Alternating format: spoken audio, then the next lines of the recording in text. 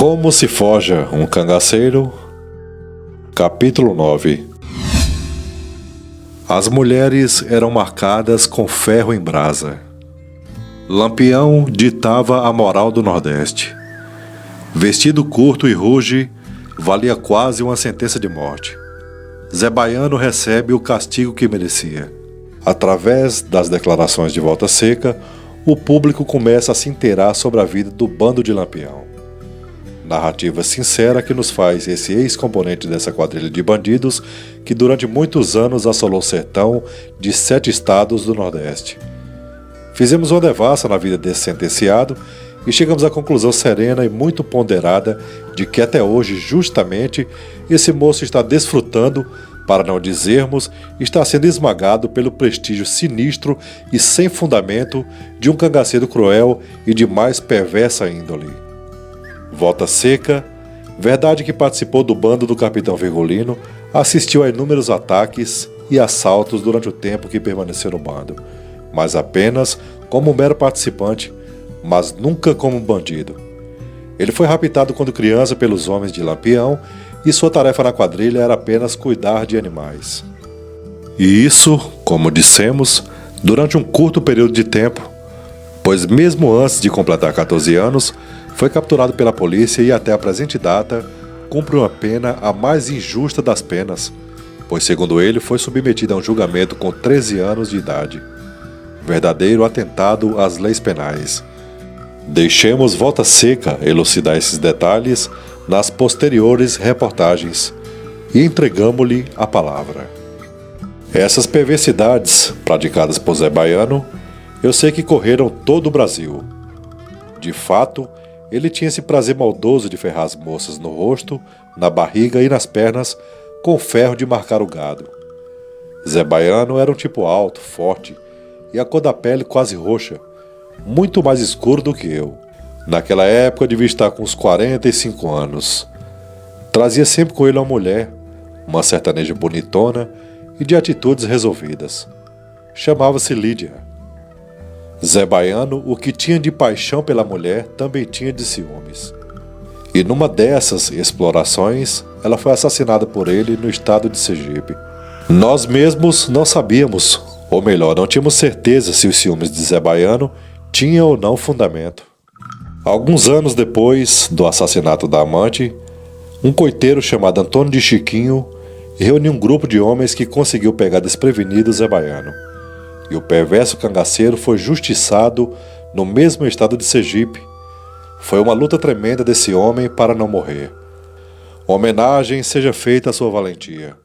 Ele resistiu como leão, e resistiu a uma força muito superior em número e em armas, mas foi estraçalhado a punhal.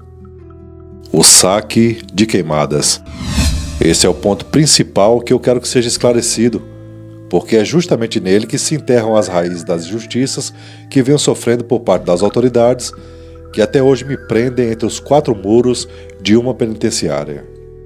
Eu participei, confesso, do saque de Queimadas, como participei em outros assaltos praticados pelo bando de Lampião. Eu tinha 13 anos nessa época.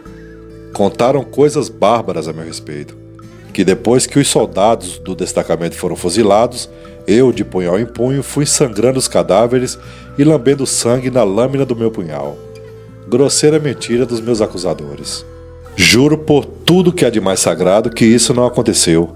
Não aconteceu porque nem cheguei a ver os corpos desses infelizes após o seu fuzilamento.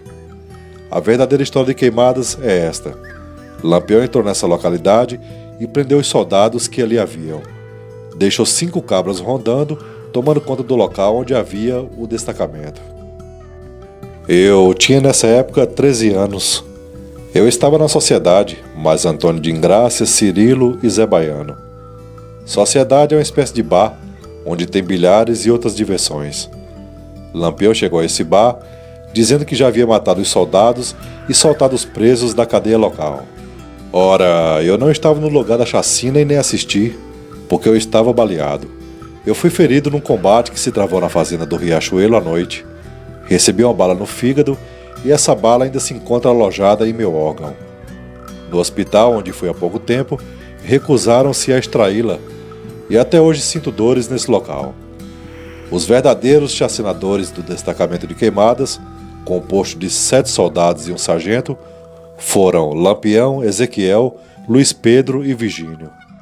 Eu sei que esse caso teve uma repercussão tremenda em todo o Brasil, e Volta Seca ocupou o primeiro plano e teceram as mais contraditórias versões a meu respeito. Confundiam-me com o terrível Volta Seca, que foi uma das figuras proeminentes do cangaço nordestino. Mas é muito fácil provar tomando por referência a data em que isso aconteceu e a minha idade atual, e o tempo do meu encarceramento. Ora, eu nunca poderia ser esse cruel bandido que tanto pavor inspirou ao mundo com a idade de uma criança. Até hoje, eu sofro na prisão não maus tratos, mas moralmente, por parte de influentes políticos da localidade de Queimadas. Eu sei que dali partem constantes pedidos para que não me devolvam a liberdade. Querem vingar em mim um crime cometido por quase uma dezena de homens. É tanto que ficou averiguada a minha inocência nesse caso, que o próprio Conselho Penitenciário opinou pelo meu livramento condicional. Mas por que não me libertaram até hoje? É um outro ponto melindroso, porém uma série de injustiças patrocinadas por um representante da autoridade. Eu explicarei mais tarde, com pormenores, esse ponto. Falarei agora sobre os hábitos particulares de Lampião. Continua no próximo capítulo. E vocês, o que acham a respeito dessa história? Deixem suas opiniões no campo destinado aos comentários. Se você gostou desse vídeo, deixe seu like e se inscreva no canal Cangaçologia. Imparcialidade e compromisso com a história cangaceira.